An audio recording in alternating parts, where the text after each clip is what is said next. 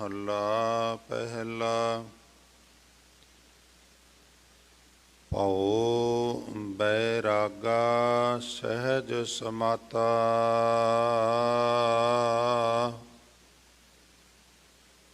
हौमै त्यागी अनहद राता। भौ बैरागा सहज समाता। हौमै त्यागी अनहद राता। अंजन सार निरंजन जानै। सर्ब निरंजन राया। दुख भय भंजन प्रभ अविनाशी। रोग कटे काटी जम फांसी।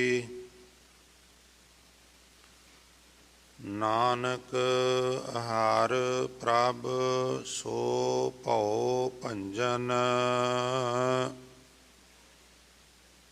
गुर मिलिया हर प्रभ पाया।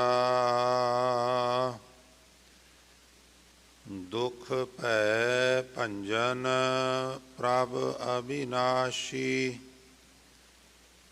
रोग कटे काटी जम फांसी।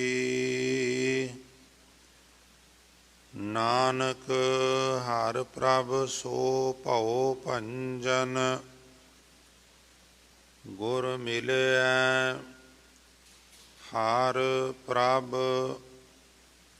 पाया।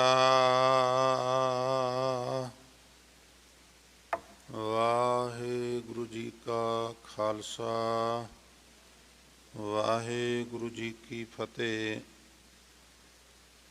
सो परम सन्मानयोग जुगो जुग अटल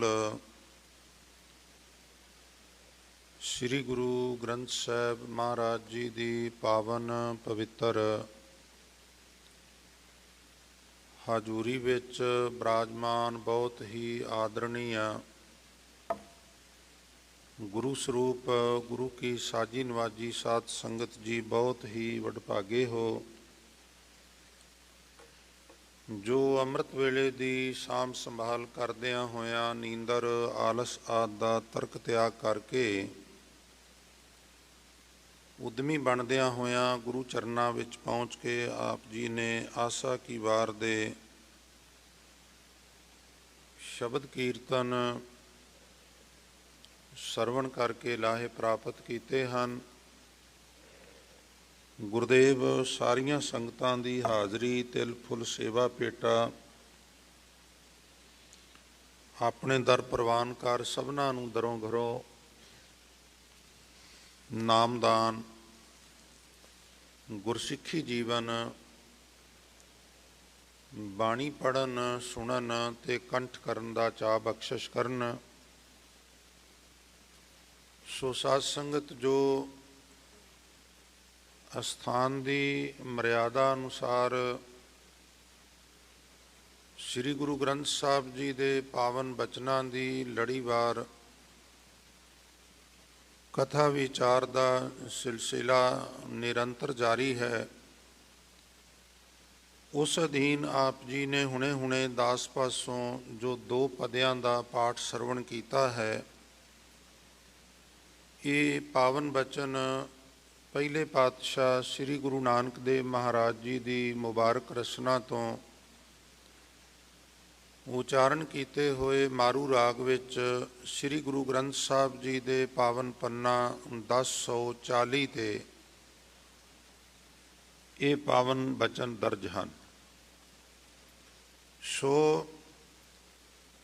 अज दे इन्हां पावन बचनां की जो प्रारंभता है, शुरुआत है, वो हजूर ने की है। भौ बैरागा सहज समाता।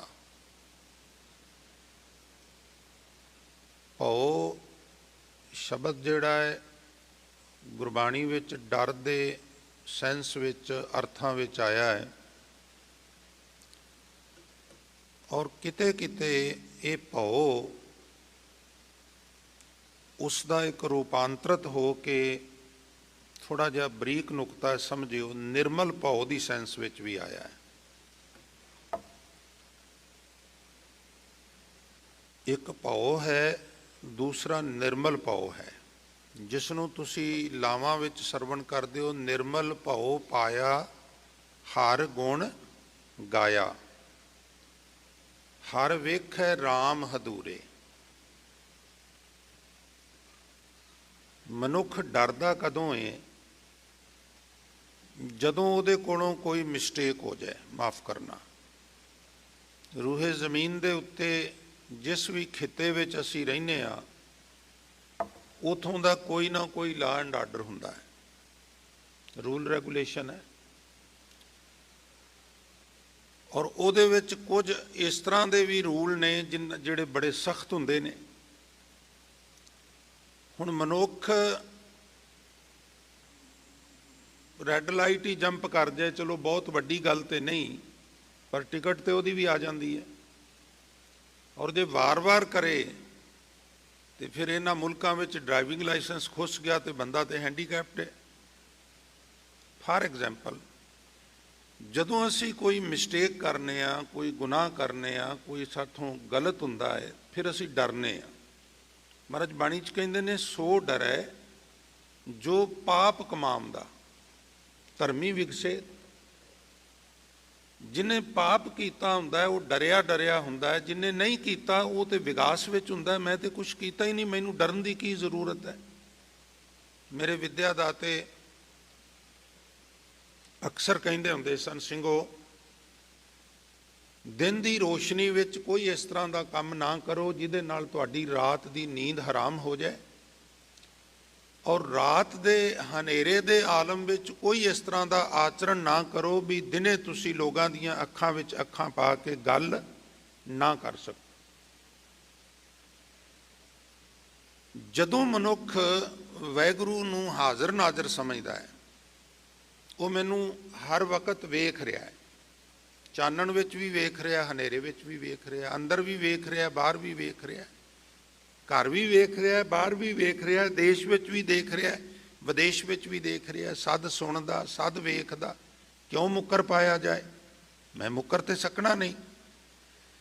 ਤੋ ਜੇ ਉਹਨੂੰ ਹਾਜ਼ਰ ਨਾਜ਼ਰ ਸਮਝੀਏ, ਨਿਕਟ ਬੁੱਝੈ ਸੋ ਬੁਰਾ ਕਿਉਂ ਕਰੇ। ਪਰਮਾਤਮਾ ਨੂੰ ਕੋਈ ਨਜ਼ਦੀਕ ਸਮਝੇ, ਸੱਚੀ ਮੁੱਚੀ ਸਮਝੇ, ਉਹਦੇ ਕੋਲੋਂ ਤੇ ਗਲਤ ਆਚਰਣ ਹੋ ਹੀ ਨਹੀਂ ਸਕਦਾ। ਉਹ ਕਹਿੰਦਾ ਮੇਰੇ ਤੇ ਕੋਲ ਖੜਾ ਹੈ। ਬੰਦੇ ਦੇ ਕੋਲ ਵੀ ਬੰਦਾ ਗਲਤ ਆਚਰਣ ਨਹੀਂ ਕਰਦਾ। ਇਹ ਵੇਖ ਲਏਗਾ, ਇਹ ਸੁਣ ਲਏਗਾ, ਇਹ ਕੀ ਕਵੇਗਾ, ਇਹ ਕੀ ਕਰੇਗਾ। ਤੇ ਜਦੋਂ ਇਹ ਯਕੀਨ ਆ ਜਾਏ ਵੀ ਪਰਮਾਤਮਾ ਹੀ ਮੇਰੇ ਕੋਲ ਖੜਾ ਹੈ ਔਰ ਬਾਕਾਇਦਾ ਮੈਨੂੰ ਦੇਖ ਰਿਹਾ ਹੈ ਔਰ ਮੈਨੂੰ ਸੁਣ ਵੀ ਰਿਹਾ ਹੈ, ਫਿਰ ਮਨੁੱਖ ਵਿੱਚ ਇੱਕ ਨਿਰਮਲ ਅਦਬ ਆਉਂਦਾ ਹੈ। ਨਿਰਮਲ ਅਦਬ, ਉਹ ਜਿਹੜਾ ਨਿਰਮਲ ਅਦਬ ਹੈ, ਉਹ ਜਿਵੇਂ ਹੀ ਆਉਂਦਾ ਹੈ ਨਾ, ਬਾਕੀ ਸਾਰੇ ਡਰ ਜਿਹੜੇ ਨੇ ਉਹ ਖਤਮ ਹੋ ਜਾਂਦੇ ਨੇ। ਮੰਨ ਲਿਆ ਵੀ ਕੋਈ ਵਿਅਕਤੀ ਵਾਹਿਗੁਰੂ ਨੂੰ ਹਾਜ਼ਰ ਨਾਜ਼ਰ ਸਮਝਦਾ ਹੈ, ਹਾਜ਼ਰ ਨਾਜ਼ਰ ਸਮਝਣ ਤੋਂ ਬਾਅਦ ਉਹ ਕਹਿੰਦਾ ਵੀ ਨਹੀਂ, ਮੈਂ ਇਹ ਪਰਾਏ ਧਨ ਨੂੰ ਹਨੇਰੇ ਵਿੱਚ ਚੁੱਕ ਕੇ ਆਪਣੇ ਖੀਸੇ 'ਚ ਨਹੀਂ, ਮੈਨੂੰ ਰੱਬ ਵੇਖ ਰਿਹਾ। ਅੱਛਾ, ਹੁਣ ਉਹ ਗੁਨਾਹ ਉਹਦੇ ਤੋਂ ਛੁੱਟ ਗਿਆ ਨਾ, ਵੀ ਰੱਬ ਤੇ ਮੈਨੂੰ ਵੇਖ ਰਿਹਾ ਤੇ ਮੈਂ ਇਹ ਗੁਨਾਹ ਨਹੀਂ ਕਰਨਾ। ਜਿਵੇਂ ਹੀ ਪ੍ਰਮਾਤਮਾ ਦਾ ਨਿਰਮਲ ਅਦਬ ਆਉਂਦਾ ਹੈ, ਬਾਕੀ ਡਰ ਸਾਰੇ ਖਤਮ ਹੋ ਜਾਂਦੇ ਨੇ। ਕਿਉਂ ਖਤਮ ਹੋ ਜਾਂਦੇ ਨੇ? ਕਿਉਂਕਿ ਉਹ ਨਿਰਮਲ ਭਉ ਇਹਨੂੰ ਕੋਈ ਮਿਸਟੇਕ ਕਰਨ ਹੀ ਨਹੀਂ ਦਿੰਦਾ। ਤੇ ਜਦੋਂ ਕੋਈ ਮਿਸਟੇਕ ਨਹੀਂ ਕੀਤੀ, ਫਿਰ ਇਹਨੂੰ ਡਰ ਕਾਹਦਾ? ਡੱਡਾ ਡਰ ਉਪਜੈ ਡਰ ਜਾਈ। ਜਦੋਂ ਵਾਹਿਗੁਰੂ ਦਾ ਡਰ ਅੰਦਰ ਪੈਦਾ ਹੋ ਜਾਏ, ਫਿਰ ਬਾਕੀ ਸਾਰੇ ਡਰ ਚਲੇ ਜਾਂਦੇ ਨੇ। ਕਿਉਂ ਚਲੇ ਜਾਂਦੇ ਨੇ ਜੀ? ਕਹਿਣਗੇ ਤਾਂ ਡਰ ਮੈਂ ਡਰ ਰਿਹਾ ਸਮਾਈ। ਉਹ ਜਿਹੜਾ ਪ੍ਰਮਾਤਮਾ ਦਾ ਅਦਬ ਹੈ, ਉਹ ਸਾਰੇ ਡਰਾਂ ਨੂੰ ਜਜ਼ਬ ਕਰ ਲੈਂਦਾ ਹੈ।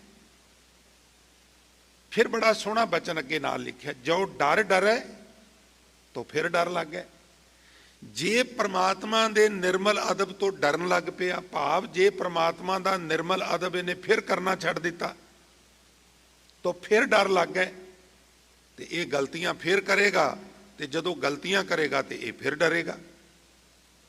ਡੱਡਾ ਡਰ ਉਪਜੈ, ਨਿਰਮਲ ਅਦਬ ਅੰਦਰ ਪੈਦਾ ਹੋ ਗਿਆ, ਡਰ ਜਾਈ ਬਾਕੀ ਡਰ ਚਲੇ ਜਾਣਗੇ। ਕਿਉਂ? ਕਿਉਂਕਿ ਤਾਂ ਡਰ ਮੈਂ ਡਰ ਰਿਹਾ ਸਮਾਈ, ਉਸ ਡਰ ਵਿੱਚ ਬਾਕੀ ਡਰ ਜਜ਼ਬ ਹੋ ਜਾਂਦੇ ਨੇ। ਜੋ ਡਰ ਡਰੈ ਤੋਂ ਫਿਰ ਡਰ ਲੱਗ ਗਏ, ਪ੍ਰਮਾਤਮਾ ਦੇ ਨਿਰਮਲ ਅਦਬ ਤੋਂ ਡਰਨ ਲੱਗ ਪਿਆ, ਛੱਡ ਦਿੱਤਾ ਤੇ ਡਰ ਫਿਰ ਦੁਬਾਰਾ ਆ ਕੇ ਚੰਬੜ ਜਾਣਗੇ। ਨਿਡਰ ਹੋਏ ਡਰ ਉਰ ਹੋਏ ਭਾਗਾ, ਔਰ ਫਿਰ ਦੁਬਾਰਾ ਵਾਹਿਗੁਰੂ ਦੇ ਅਦਬ 'ਚ ਰਹਿਣ ਲੱਗ ਪਵੇ ਤੇ ਵਾਹਿਗੁਰੂ ਰੁੱਸਦਾ ਨਹੀਂ ਵੀ ਤੂੰ ਅੱਗੇ ਵੀ ਵਾਅਦਾ ਕੀਤਾ ਸੀ ਤੇ ਫਿਰ ਛੱਡ ਗਿਆ ਸੈਂ, ਹੁਣ ਨਹੀਂ ਮੈਂ ਤੇਰੀ ਬੌੜੀ ਕਰਨੀ, ਪਰਤ ਕੇ ਫਿਰ ਵਾਹਿਗੁਰੂ ਦੇ ਅਦਬ 'ਚ ਰਹਿਣ ਲੱਗ ਪਏ ਤੇ ਡਰ ਫਿਰ ਦੂਰ ਹੋ ਜਾਂਦੇ ਨੇ। ਜੈਸੇ ਬਾਲਕ ਭਾਏ ਸੁਭਾਈ ਲੱਖ ਅਪਰਾਧ ਕਮਾਵੇ, ਕਰ ਉਪਦੇਸ਼ ਝਿੜਕੈ ਬਹੁ ਭਾਂਤੀ, ਬੌੜ ਪਿਤਾ ਗਲ ਲਾਵੇ, ਪਿਛਲੇ ਔਗਣ ਬਖਸ਼ ਲੈ ਪ੍ਰਭ ਆਗੇ ਮਾਰਗ ਪਾਵੇ। ਤੋ ਅੱਜ ਮਹਾਰਾਜ ਨੇ ਗੱਲ ਡਰ ਤੋਂ ਸ਼ੁਰੂ ਕੀਤੀ ਹੈ। ਭਉ ਬੈਰਾਗਾ, ਵਾਹਿਗੁਰੂ ਦੇ ਨਿਰਮਲ ਭਉ ਵਿੱਚ ਜਦੋਂ ਅੰਦਰ ਬੈਰਾਗ ਪੈਦਾ ਹੁੰਦਾ ਹੈ, ਸਹਿਜ ਸਮਾਤਾ, ਫਿਰ ਉਹ ਆਤਮਕ ਅਡੋਲਤਾ ਵਿੱਚ ਲੀਨ ਹੋ ਜਾਂਦਾ ਹੈ। ਹੁਣ ਇਹ ਜਿਹੜੀ ਆਤਮਕ ਅਡੋਲਤਾ ਹੈ ਇਹ ਕੀ ਹੈ? ਕਿਉਂਕਿ ਸਾਡੇ ਇੱਥੇ ਨਾ ਕਈ ਸ਼ਬਦਾਂ ਦਾ ਵੀ ਥੋੜ੍ਹਾ ਜਿਹਾ ਬੋਧ ਨਾ ਹੋਣ ਕਰਕੇ ਉਹਨੂੰ ਹੋਰ ਸੈਂਸ 'ਚ ਅਸੀਂ ਲੈ ਜਾਂਦੇ ਹਾਂ। ਇੱਕ ਤੇ ਸਹਿਜ ਦੇ ਅਰਥ ਸਲੋਲੀ ਨਹੀਂ, ਸਹਿਜ ਦੇ ਅਰਥ ਨੇ ਆਤਮਕ ਅਡੋਲਤਾ। ਅੱਛਾ, ਆਤਮਕ ਅਡੋਲਤਾ ਮੀਨਜ਼ ਉਹ ਅਵਸਥਾ ਜਿੱਥੇ ਜਾ ਕੇ ਮਨੁੱਖ ਅੰਦਰੋਂ ਡੋਲੇ ਨਾ। ਹੁਣ ਇੱਕ ਸ਼ਬਦ ਹੈ ਨਿਸ਼ਕਾਮ, ਨਿਸ਼ਕਾਮ ਉਹ ਕੌਮ 'ਚ ਬੜਾ ਪ੍ਰਚਲਿਤ ਹੈ ਬਈ ਦਾਸ ਤੇ ਜੀ ਨਿਸ਼ਕਾਮ ਸੇਵਕ ਹੈ, ਦਾਸ ਨਿਸ਼ਕਾਮ ਕੀਰਤਨ ਕਰਦਾ ਹੈ, ਦਾਸ ਨਿਸ਼ਕਾਮ ਕਥਾ ਕਰਦਾ ਹੈ। ਚੰਗੀ ਗੱਲ ਹੈ ਭਾਈ,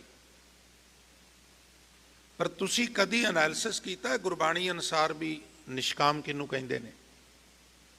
ਮੈਂ ਇੱਕ ਪੰਕਤੀ ਤੁਹਾਡੀ ਨਜ਼ਰ ਕਰਾਂ, ਨਿਸ਼ਕਾਮ ਕਹਿੰਦੇ ਕਿਹਨੂੰ ਨੇ? ਮੈਂ ਕਿਸੇ ਗੁਰਦੁਆਰੇ ਉੱਥੇ ਹਰਨਾਮ ਨਗਰ ਗੁਰਦੁਆਰਾ ਮਾਡਲ ਟਾਊਨ ਲੁਧਿਆਣੇ ਕਥਾ ਕਰਦਾ ਹੁੰਦਾ ਸਾਂ ਤੇ ਕੁਝ ਸੱਜਣ ਇਸ ਤਰ੍ਹਾਂ ਆਉਂਦੇ ਸਨ, ਤੇ ਜਿਹੜੀ ਮਾਇਆ ਹੁੰਦੀ ਸੀ ਉਹ ਨਹੀਂ ਸਨ ਲੈ ਕੇ ਜਾਂਦੇ, ਉਹ ਗੋਲਕ 'ਚ ਪਾ ਜਾਣੀ, ਬੜੀ ਮਸ਼ਹੂਰੀ ਸੀ। ਉਹ ਕਰਕੇ ਗਏ ਤੇ ਤੀਜੇ ਚੌਥੇ ਦਿਨ ਰੌਲਾ ਪੈ ਗਿਆ। ਤੋ ਮੈਨੂੰ ਵੀ ਕਮੇਟੀ ਵਾਲਿਆਂ ਸੱਦ ਲਿਆ ਵੀ ਬੈਠੋ, ਇੱਕ ਸਮੱਸਿਆ ਆ ਗਈ ਹੈ, ਕੁਝ ਸੁਝਾਅ ਦਿਓ। ਰੌਲਾ ਇਹ ਸੀ ਬਈ ਉਹ ਜਿੱਥੇ ਭੇਟਾ ਪਾਉਂਦੇ ਉੱਥੇ ਕੋਈ 1 ਲੱਖ ਦਾ ਚੈੱਕ ਵੀ ਰੱਖ ਗਿਆ ਸੀ। ਉਹਨੇ ਮਗਰੋਂ ਆਖਿਆ ਵੀ ਭਾਈ ਸਾਹਿਬ ਤੁਹਾਨੂੰ ਚੈੱਕ ਮਿਲ ਗਿਆ ਸੀ? ਉਹ ਕਹਿਣ ਲੱਗੇ ਜੀ ਮੈਨੂੰ ਤੇ ਨਹੀਂ ਮਿਲਿਆ। ਉਹਨਾਂ ਕਮੇਟੀ ਨਾਲ ਰਾਬਤਾ ਕੀਤਾ ਵੀ ਚੈੱਕ ਹੈ, ਉਹਨਾਂ ਆਖਿਆ ਵੀ ਚੈੱਕ ਤੇ ਹੈ ਪਰ ਉਹ ਹੁਣ ਚੈੱਕ ਤੇ ਸਾਡਾ, ਤੁਸੀਂ ਤੇ ਨਿਸ਼ਕਾਮ ਹੋ। ਯਾਨੀ ਜਿਹੜੀ ਚਿੱਲਰ ਹੈ ਉਹਦੇ ਲਈ ਨਿਸ਼ਕਾਮ ਆ, ਚਿੱਲਰ ਲਈ ਉਹਨੂੰ ਥੋੜਾ ਜਿਹਾ ਖੜਕਾ ਕੇ ਸੰਗਤ ਦੇ ਸਾਹਮਣੇ ਪਾਣਾ, ਉੱਤੋਂ ਡੇਕ ਕੇ ਵੀ ਥੋੜਾ ਖੜਕੇ ਟੀਨ ਦੀ ਜਿਹੜੀ ਗੋਲਕ ਹੈ। ਪਰ ਉਹ ਰੌਲਾ ਪੈ ਗਿਆ ਜੀ, ਨਹੀਂ ਜੀ ਉਹ ਚੈੱਕ ਸਾਡਾ ਹੈ, ਉਹ ਕਹਿਣ ਜੀ ਸਾਡਾ ਹੈ। ਤੋ ਅਸਲ ਵਿੱਚ ਨਿਸ਼ਕਾਮਤਾ ਦਾ ਵੀ ਬਹੁਤ ਵਾਰੀ ਢੋਂਗ ਹੁੰਦਾ ਹੈ, ਖਿਮਾ ਕਰਨਾ ਮੈਨੂੰ, ਬਹੁਤ ਵਾਰੀ ਨਿਸ਼ਕਾਮਤਾ ਦਾ ਢੋਂਗ ਹੁੰਦਾ ਹੈ। ਅਸਲ ਵਿੱਚ ਨਿਸ਼ਕਾਮ ਕੌਣ ਹੈ? ਕੋਈ ਕਿਸੇ ਕਿਸਮ ਦੀ ਕਾਮਨਾ ਨਹੀਂ। ਧਰਮੀ, ਥੋੜੀ ਜੀ ਜਮਕੀ ਦੇ ਲਓ, ਧਰਮੀ ਧਰਮ ਕਰਹਿ ਗਵਾਵੈ ਮੰਗੈ ਮੋਖ ਦੁਆਰ। ਤੁਸੀਂ ਬਾਣੀ ਪੜ੍ਹ ਕੇ, ਸਿਮਰਨ ਕਰਕੇ, ਸੇਵਾ ਕਰਕੇ, ਦਸਵੰਧ ਕੱਢ ਕੇ ਕਹਿ ਦਿੱਤਾ ਹੇ ਵਾਹਿਗੁਰੂ ਮੈਨੂੰ ਮੁਕਤੀ ਦੇ ਦੇ, ਮਹਾਰਾਜ ਕਹਿੰਦੇ ਨੇ ਇਹ ਵੀ ਕਾਮਨਾ ਹੈ। ਕੱਲਾ ਚਿੱਲਰ ਛੱਡ ਜਾਣਾ ਕਾਮਨਾ ਨਹੀਂ, ਚੇਨ ਛੱਡ ਜਾਣੀ ਕਾਮਨਾ ਨਹੀਂ। ਕੁਛ ਵੀ ਤੂੰ ਮੰਗ ਲਿਆ ਉਹ ਕਾਮਨਾ ਹੈ। ਪਰ ਹੁਣ ਕੌਣ ਸਮਝਾਏ? ਕੱਲੇ ਕੱਲੇ ਨੂੰ ਡੋਰ ਟੂ ਡੋਰ ਜਾ ਕੇ ਕਿਵੇਂ ਸਮਝਾਇਆ? ਜੇ ਸਮਝਾਵਾਂਗੇ ਤੇ ਉਹਨਾਂ ਨੂੰ ਜਿਹੜੇ ਸਾਹਮਣੇ ਆ ਕੇ ਬੈਠਣਗੇ, ਤੇ ਜਿਨ੍ਹਾਂ ਬੈਠਣਾ ਹੀ ਨਹੀਂ ਉਹਨਾਂ ਦਾ ਕੀ ਇਲਾਜ ਹੈ? ਸੁਣਨਾ ਨਹੀਂ ਸੁਣਾਣਾ ਹੈ, ਔਰ ਸੁਣਾਣਾ ਵੀ ਰੋਂਗ ਹੈ। ਕਦੀ ਕਦੀ ਇਸ ਤਰ੍ਹਾਂ ਵੀ ਹੁੰਦਾ ਨਾ तो मैं जिहड़ी अर्ज कर रहा सां भी निष्कामता जिहड़ी है जे उहनूं डीपली लओगे तो मन विच किसी प्रकार की कोई कामना नहीं गी, मुक्ति की भी कामना नहीं। मुकत बपरी पी ज्ञानी त्याग है, नहीं चाहिए मुक्ति भी। की चाहिए? जो तेनू चंगा लगता मैनू वो चाहिए। तू जूना विच पा के रखना चाहुंदा, मैं जूना च खुश हाँ। चरना च रखना चाहुंदा, चरना च खुश हाँ। हवा विच रखना चाहुंदा, मैं हवा च ही खुश हाँ।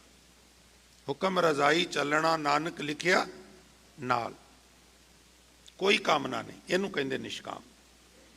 हुण आ गई गल सहज दी, आत्मक अडोलता की अवस्था। ये की है प्रेमियों, थोड़ा जिहा ध्यान दिया जे। एक शब्द निष्कामता की व्याख्या करदा गुरबाणी च। सारे शब्द विच कहा गया भी सहज की अकथ कथा है निरारी। सहज की कथा ही वक्री है। कहने लगे जी वक्री की है? कहने लगे तुल नहीं चढ़े जाए ना मुकाती। सहज नाल किसी चीज़ नूं भी तोल के ये नहीं दसिया जा सकता भी सहज इहदे नालों थोड़ा जिहा हल्का है, जां सहज इहदे नालों थोड़ा जिहा भारा है। तुल नहीं चढ़े जाए ना मुकाती, हल्की लगे ना भारी। ना ये किसी नालों हल्की है सहज की अवस्था, ना किसी नालों भारी है। भाव इनू किसी नाल कंपेयर नहीं किया जा सकता। अच्छा है कि जदों कोई आत्मक अडोलता की अवस्था ते पहुँचता है तो महाराज अमृत बाणी विच फरमान करते हैं, कहते हैं तह पावस सिंध धूप नहीं छैया।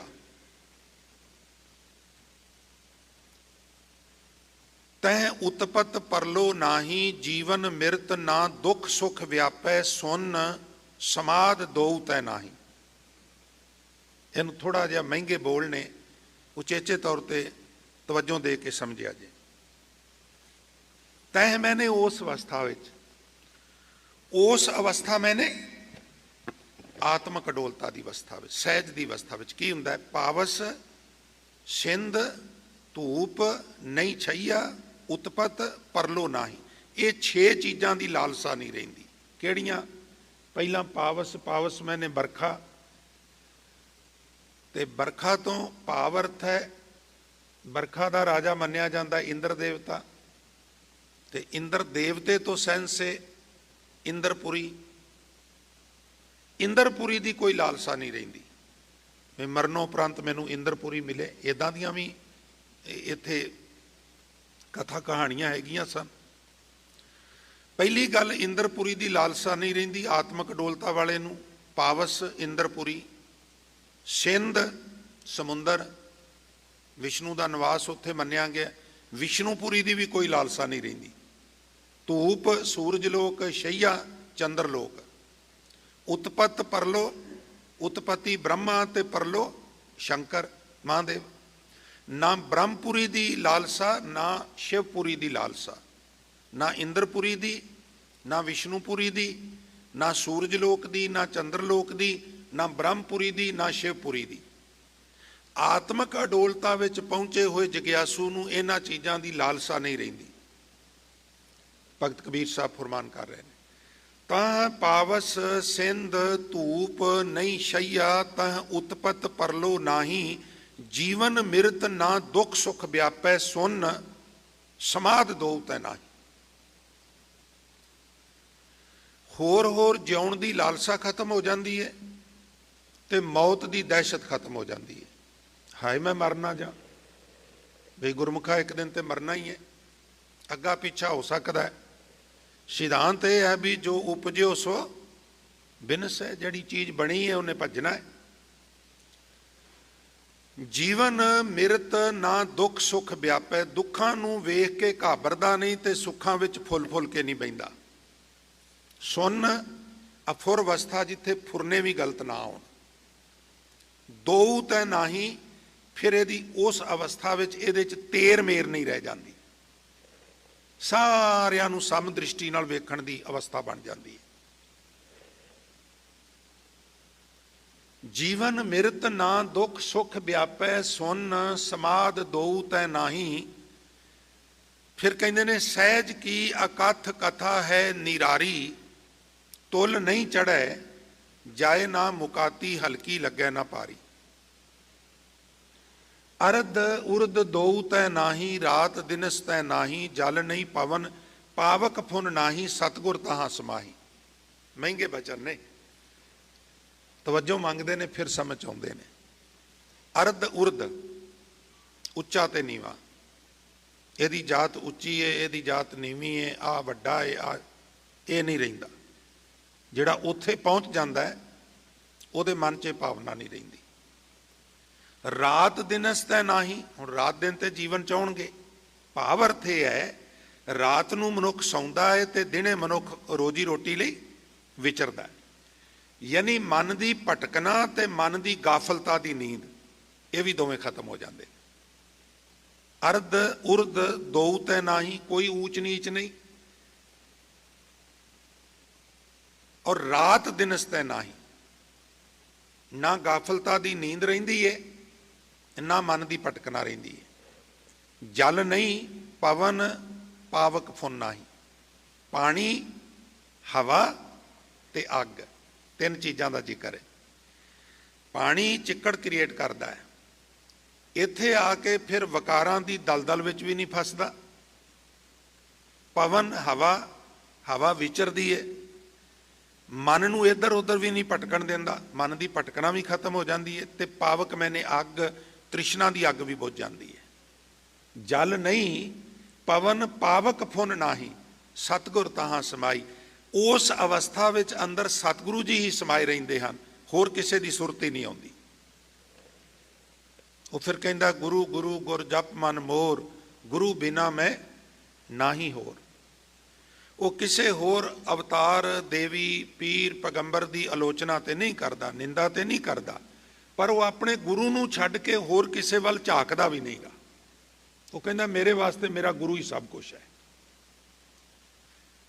जल नहीं पवन पावक फुन नाही, सतगुर तहां समाही। अगम अगोचर रहे निरंतर, जिहड़ा वैगुरु अगम है, अगोचर है। संगत जी इंद्रियां नूं कहंदे ने गोचर, कन अख नासका रसना त्वचा इत्यादि गोचर इंद्रे। ਉਹਦੇ ਗੇਤਰ ਐੜਾ ਲਾ ਕੇ ਉਹਦਾ ਬਣਾਇਆ ਅਗੋਚਰ, ਜਿੱਥੋਂ ਤੱਕ ਸਾਡੇ ਇੰਦਰੀਆਂ ਦੀ ਪਹੁੰਚ ਨਹੀਂ ਹੋ ਸਕਦੀ।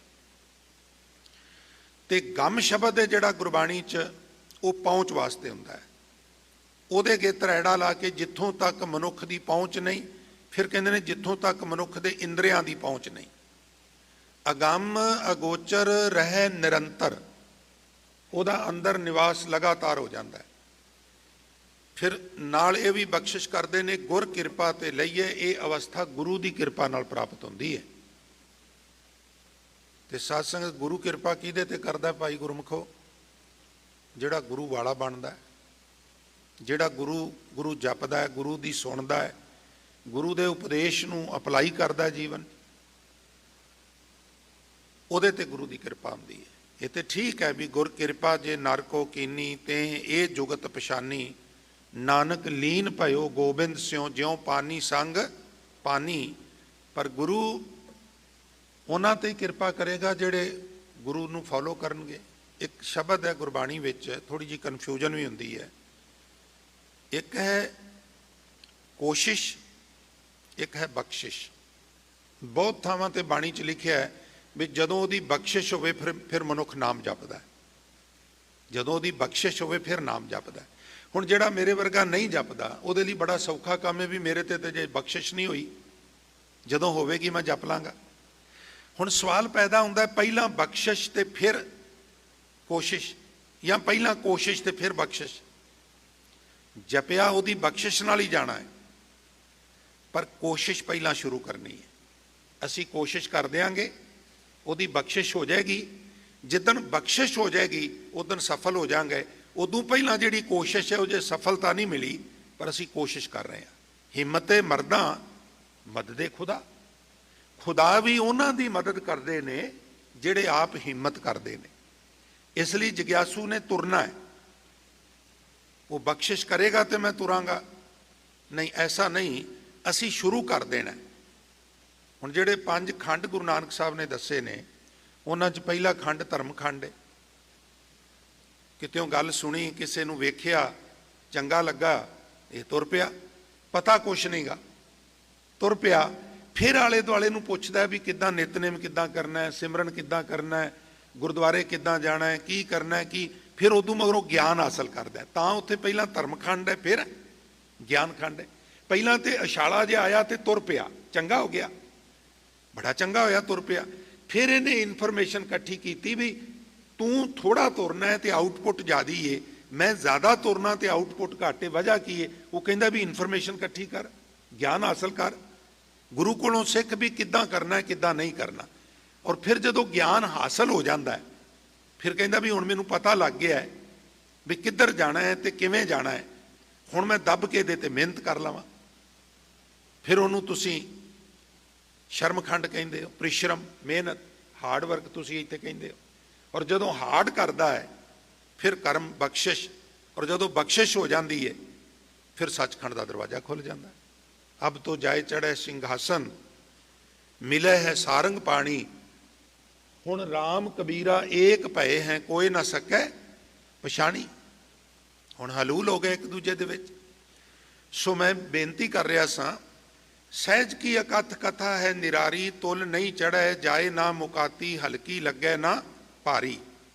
ਅਰਧ ਉਰਧ ਦੋਉ ਤੈ ਨਾਹੀ, ਰਾਤ ਦਿਨਸ ਤੈ ਨਾਹੀ, ਜਲ ਨਹੀਂ ਪਵਨ ਪਾਵਕ ਫੁਨ ਨਾਹੀ, ਸਤਗੁਰ ਤਹਾਂ ਸਮਾਹੀ, ਅਗੰਮ ਅਗੋਚਰ ਰਹਿ ਨਿਰੰਤਰ, ਗੁਰ ਕਿਰਪਾ ਤੇ ਲਈਐ, ਕਹੋ ਕਬੀਰ ਬਲ ਜਾਉ ਗੁਰ ਆਪਣੇ, ਸਤ ਸੰਗਤ ਮਿਲ ਰਹੀ ਹੈ।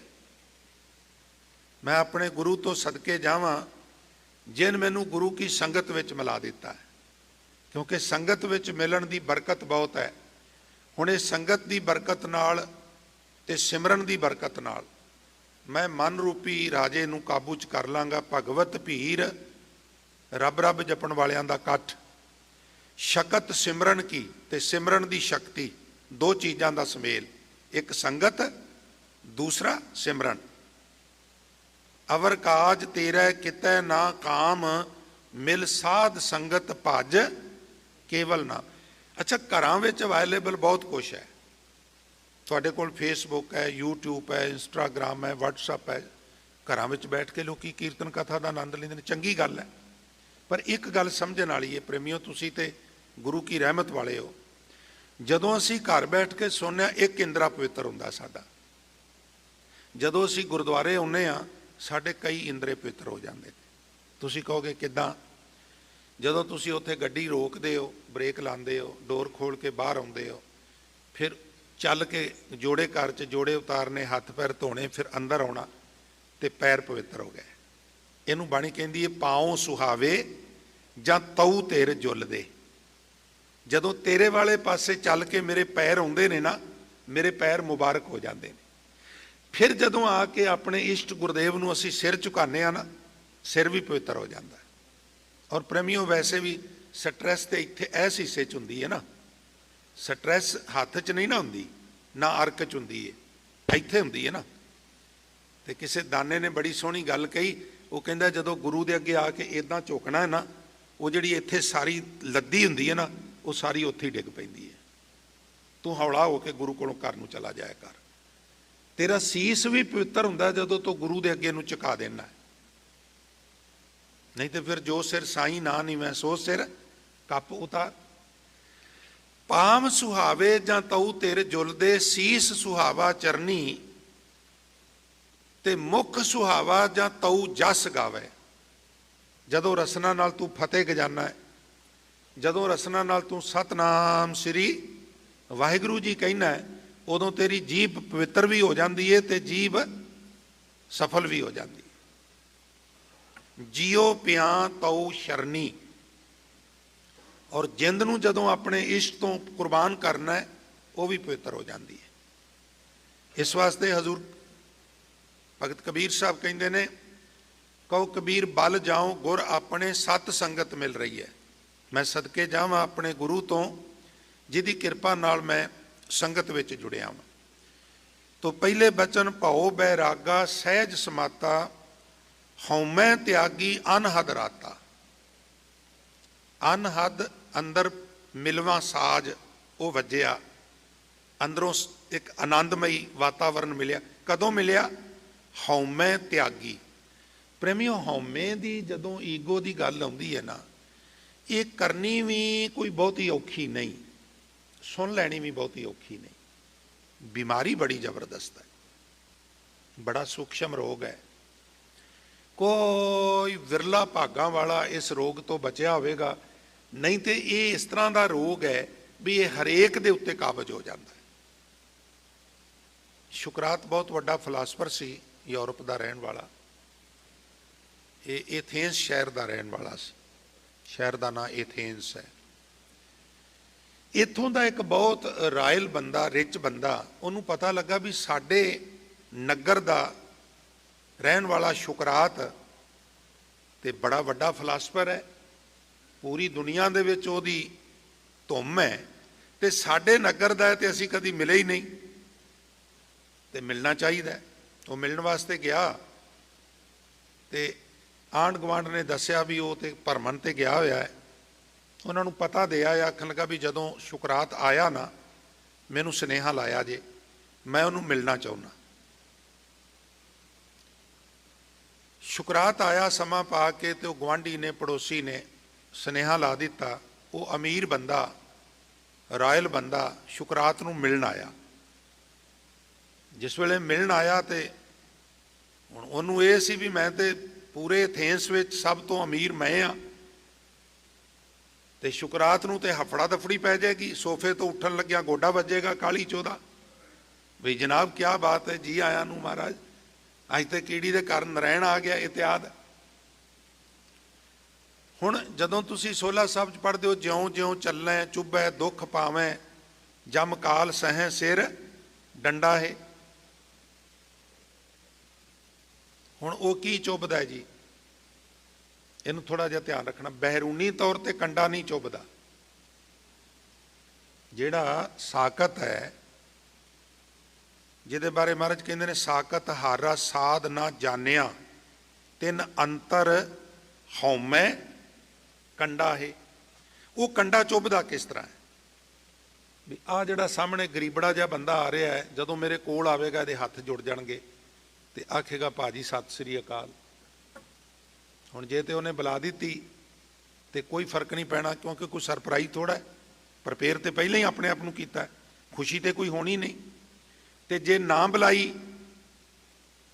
तो वह कंडा थोड़ा जिहा होर खुब जाना है, इन्हें मेरी परवाह ही नहीं की, मैं फलां जगह ते जाना है, तो उत्थे एक पूरा पैसकारा होवेगा। आप जी पैसकारा समझते हो तो मुबारक है। पैसकारा कहिंदे ने जिहड़ा किसी दे स्वागत वास्ते इकट्ठ हुंदा है। गुरु रामदास बारे क्या ना, रामकली की वार राय बलवंड तथा सत्य डूम, सच तेरा पैसकारिया। सच कहिंदे सदा थिर, वो वेखो पैसकारा अज भी सदा थिर है। अज भी जदों सरूप आउंदा है तो आओ भगत की बड़ी वड्डी भीड़ हुंदी है। खैर, जिवें जिवें साकत बंदा विचरदा है ना, उन्होंने कंडा, अच्छा कंडा चुभा होवे ना, जुत्ती मखमली पा लईए, बड़ी मुलायम जी जुत्ती पा लईए, समूथ जी तुरन वाली, ते जदों तुरीए उदों कंडा रड़कदा है, जदों खड़ जाइए बैठ जाइए उदों रड़कना बंद कर दिंदा है। तां महाराज ने लिखिया, ज्यों ज्यों चलें चलें जादे, साकत जादे ने, चुभै एक बचन, हंकार एक है, चुभदा जादियां नूं है। किन्ना ध्यान रखिया ग्रामर दा। ज्यों ज्यों चलें चुभै दुख पावें, ते ओड़क जम काल सह सिर डंडा है। इन मैनू पहला सत श्री अकाल नहीं बुलाई, इन मैनू फतेह नहीं बुलाई, इन ऐदा नहीं किया। वो जिवें जिवें साकत विचरदा है, उन्होंने हंकार दा कंडा हिरदे च होर खुबदा, दुखी करदा है।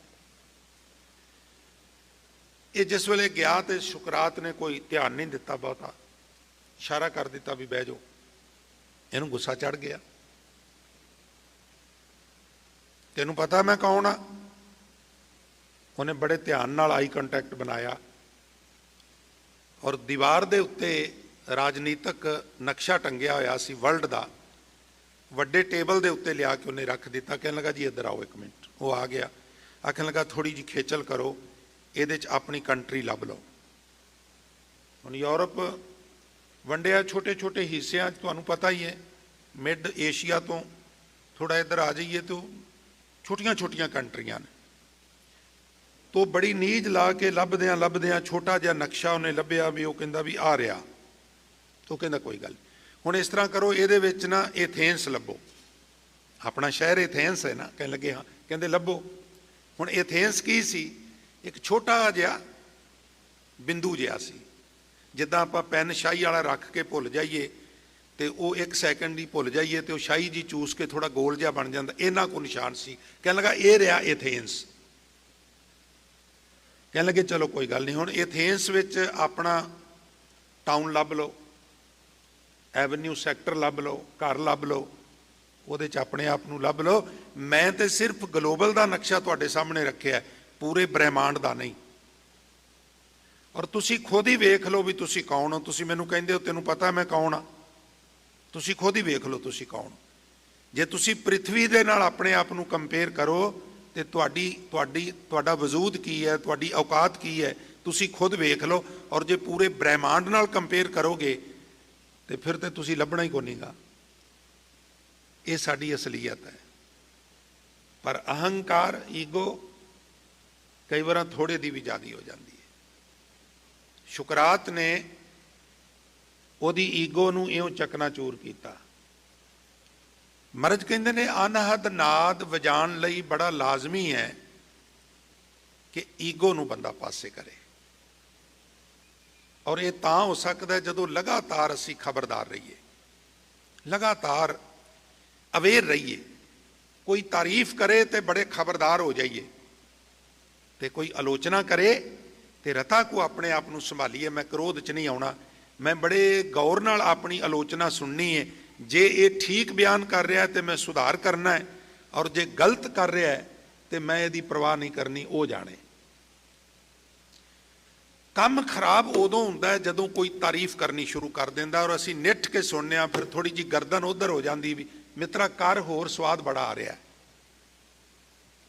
ਈਗੋ। ਹੁਣ ਮੇਰੇ ਸਤਿਗੁਰੂ ਪਿਤਾ ਮਹਾਰਾਜ ਬਖਸ਼ਿਸ਼ ਕਰ ਰਹੇ ਨੇ ਤੇ ਕਹਿ ਰਹੇ ਨੇ, ਭੈ ਬਉਰਾਗਾ ਸਹਿਜ ਸਮਾਤਾ, ਹਉਮੈ ਤਿਆਗੀ ਅਨਹਦ ਰਾਤਾ, ਅੰਜਨ ਸਾਰ। ਅੰਜਨ ਦੇ ਅਰਥ ਨੇ ਗਿਆਨ।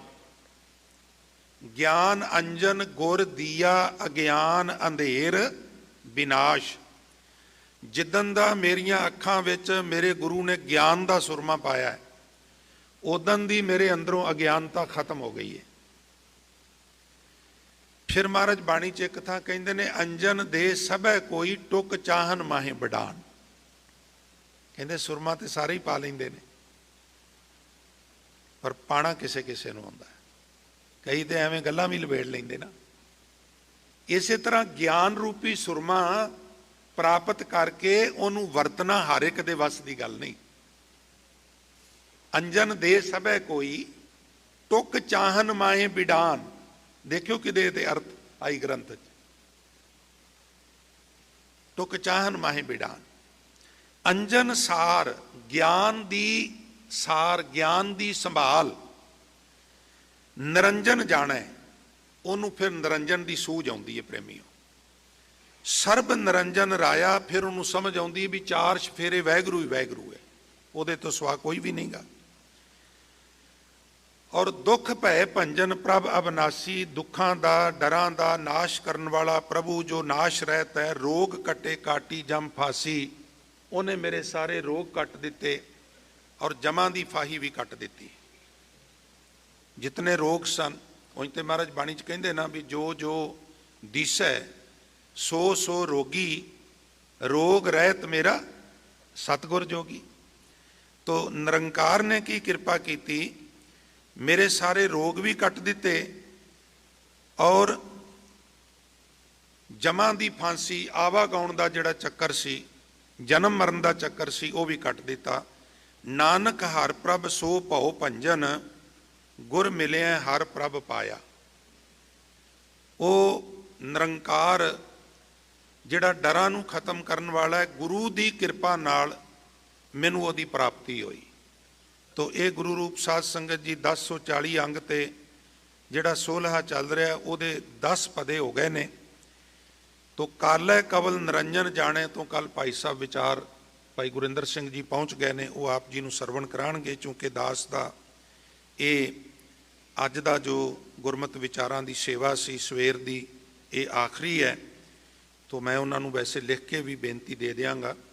ਸੋ ਇੰਨੀਆਂ ਬੇਨਤੀਆਂ ਜੋ ਹਨ ਉਹ ਆਪ ਜੀ ਨੇ ਪ੍ਰਵਾਨ ਕਰਨੀਆਂ। ਬੇਨਤੀਆਂ ਵਿਚਾਰਾਂ ਕਰਦਿਆਂ ਭੁੱਲਾਂ ਗਲਤੀਆਂ ਜੋ ਹੋਈਆਂ ਨੇ ਦਾਸ ਖਿਮਾ ਦਾ ਜਾਚਕ ਹੈ। ਅੰਤ ਵਿੱਚ ਕੋਟਾਨ ਕੋਟ ਸ਼ੁਕਰ ਹੈ ਸ੍ਰੀ ਗੁਰੂ ਗ੍ਰੰਥ ਸਾਹਿਬ ਜੀ ਦਾ, ਜੋ ਸਾਡੇ ਸਾਰਿਆਂ ਦੇ ਇਸ਼ਟ ਨੇ। ਆਪ ਸਾਰੀਆਂ ਸੰਗਤਾਂ ਨੇ ਬਹੁਤ ਸਾਰਾ ਢੇਰ ਸਾਰਾ ਪਿਆਰ ਬਖਸ਼ਿਸ਼ ਕੀਤਾ ਹੈ। ਔਰ ਸੰਗਤਾਂ ਦੇ ਨੁਮਾਇੰਦੇ ਗੁਰਦੁਆਰਾ ਸਾਹਿਬ ਦੇ ਪ੍ਰਬੰਧ ਨੂੰ ਚਲਾਉਣ ਵਾਲੀ ਜੋ ਟੀਮ ਹੈ ਸਾਰੀ, ਇਹ ਸਾਰੀ ਟੀਮ ਸਤਿਕਾਰਯੋਗ ਸਰਦਾਰ ਬੇਅੰਤ ਸਿੰਘ ਜੀ ਚਾਨਾ ਸਾਹਿਬ, ਹੋਰ ਸਾਰੇ ਸਹਿਯੋਗੀ ਜਿਹੜੇ ਨੇ, ਬਹੁਤ ਸਾਰੇ ਪਿਆਰ ਔਰ ਸਤਿਕਾਰ ਸਾਰਿਆਂ ਵੱਲੋਂ ਪ੍ਰਾਪਤ ਹੋਇਆ ਹੈ। ਤੋ ਮੈਨੂੰ ਪਤਾ ਹੈ ਵੀ ਚਾਨਾ ਜੀ ਉਹ ਜੇ ਥੋੜ੍ਹਾ ਬਹੁਤਾ ਉਹਨਾਂ ਦੀ ਤਾਰੀਫ ਵਿੱਚ ਕੁਛ ਕਹੀਏ ਤੇ ਉਹ ਕਈ ਵਾਰ ਮੈਨੂੰ ਮਨਾ ਕਰ ਦਿੰਦੇ ਨੇ।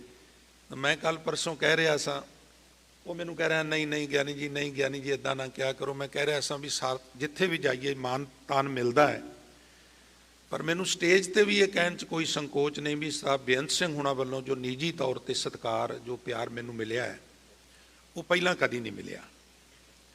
ਤੋ ਹਰ ਇੱਕ ਦਾ ਆਪਣਾ ਆਪਣਾ ਅਨੁਭਵ ਹੈ, ਆਪਣੀ ਆਪਣੀ ਜਗ੍ਹਾ। ਕਿਤੇ ਸਰਦਾਰ ਸੁਖਵਿੰਦਰ ਸਿੰਘ ਜੀ ਇੱਥੇ ਸਾਰਾ ਸਟਾਫ ਉਹਨਾਂ ਨੂੰ ਡਾਕਟਰ ਕਹਿੰਦਾ ਕਿਉਂਕਿ ਉਹ ਮੈਡੀਕਲ ਲਾਈਨ ਵਿੱਚ ਨੇ, ਉੱਥੇ ਮੈਡੀਕਲ ਸਟੋਰ ਚਲਾਉਂਦੇ ਨੇ ਇੰਡੀਆ 'ਚ। ਬਹੁਤ ਹੀ ਬੇਨਜ਼ੀਰ ਰਾਗੀ ਭਾਈ ਦਿਲਪ੍ਰੀਤ ਸਿੰਘ ਜੀ, ਭਾਈ ਦਮਨਪ੍ਰੀਤ ਸਿੰਘ ਜੀ ਗੁਰਦਾਸਪੁਰ ਵਾਲੇ, ਗਿਆਨੀ ਹਰਪ੍ਰੀਤ ਸਿੰਘ ਜੀ, ਹੋਰ ਬਾਕੀ ਜਿਹੜੇ ਸਿੰਘ ਨੇ, ਸਾਰੇ ਸਟਾਫ ਵੱਲੋਂ ਬਹੁਤ ਸਾਰਾ ਸਹਿਯੋਗ ਮਿਲਿਆ। ਬੈਕ ਪੇਨ ਦੀ ਪ੍ਰੋਬਲਮ ਕਰਕੇ ਮੈਨੂੰ ਦਿੱਕਤ ਹੁੰਦੀ ਹੈ।